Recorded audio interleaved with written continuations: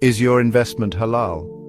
I'm sure you've heard the news about cryptocurrencies. Many are confused about whether they are permissible in Islam. Some say they are, others say they aren't. In this video, we will explore the Islamic perspective on cryptocurrencies. Wa alaikum assalam, Amir. This is indeed a pertinent question for many Muslims today as the world of finance evolves. The short answer is that there isn't a single, universally agreed upon answer among Islamic scholars regarding the permissibility of cryptocurrencies. It's a complex issue with varying opinions based on different interpretations of Islamic financial principles. Could you elaborate on why there's such a difference in opinion? What are the core principles being considered? Certainly, Fatima. The primary principles of Islamic finance that come into play here are the prohibition of interest, excessive uncertainty or speculation, and involvement in forbidden activities. Additionally, the concept of money and its intrinsic value is also debated in the context of cryptocurrencies. So let's start with, how does that relate to crypto? In their basic form, most cryptocurrencies don't inherently involve interest. Transactions are typically peer-to-peer or through exchanges without a central authority charging interest. In this aspect, many argue that they differ from conventional banking, which is often based on interest-bearing loans. Some scholars even view the underlying blockchain technology as being inherently anti-interest from a money generation perspective. That sounds promising. But what about? Cryptocurrencies are known for their extreme price volatility. Doesn't that fall under excessive uncertainty? That's a crucial point, Fatima, and one of the main reasons why many scholars view cryptocurrencies with caution or deem them impermissible. The rapid and often unpredictable fluctuations in their value are seen as a form of excessive speculation, akin to gambling, which is forbidden in Islam. Some scholars argue that this volatility makes them unreliable as a medium of exchange and store of value, which are traditional functions of money in Islamic economics. I see. So the speculative nature is a big concern. What about the involvement in haram activities? This is another significant concern.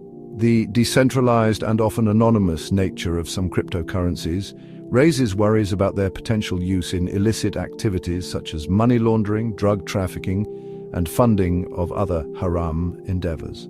While the technology itself is neutral, its potential for misuse is a point of contention.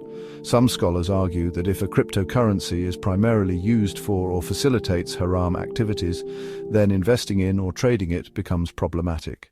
What about the argument of intrinsic value? I've heard some scholars say that cryptocurrencies lack intrinsic value and are not backed by any tangible asset or government.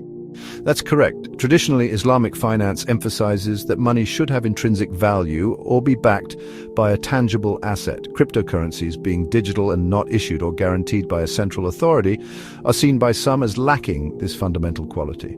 However, other scholars argue that in the modern digital age, the concept of value can be derived from utility, network effects, and scarcity, even without physical backing. They draw parallels to intangible assets that are permissible in Islam. So are there any cryptocurrencies that might be considered permissible according to Sharia principles? Some scholars are exploring the possibility of halal cryptocurrencies. These are digital currencies designed and developed to comply with Islamic financial principles.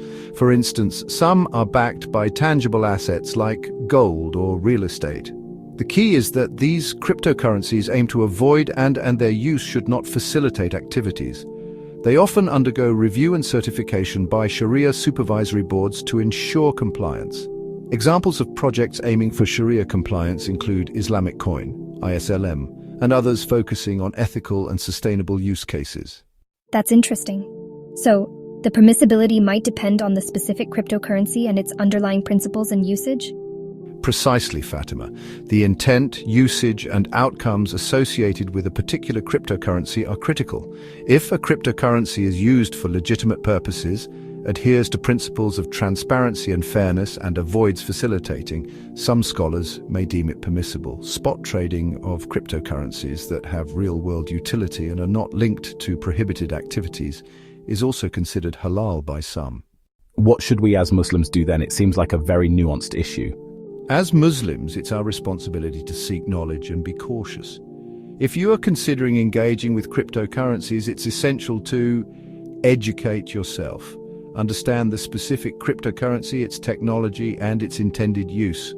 Seek guidance. Consult with knowledgeable and trustworthy Islamic scholars who have expertise in Islamic finance and are familiar with cryptocurrencies.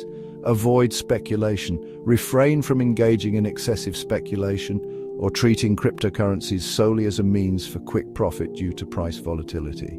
Ensure ethical use. Only use cryptocurrencies for transactions involving goods and services, and avoid those associated with activities. Look for Sharia-compliant options. If available, consider cryptocurrencies that are specifically designed to adhere to Islamic financial principles and have been certified by reputable Sharia authorities. That's very helpful advice, Imam. It seems like the landscape is still evolving, and ongoing research and scholarly discussion are crucial. Indeed, the emergence of fintech and blockchain technology presents both opportunities and challenges for Islamic finance. Scholars are continuously evaluating these developments in light of Sharia principles to provide guidance to the Muslim community. It's important to stay informed and approach this topic with diligence and a commitment to what is pleasing to Allah. So WT. Follow for more Islamic reminders.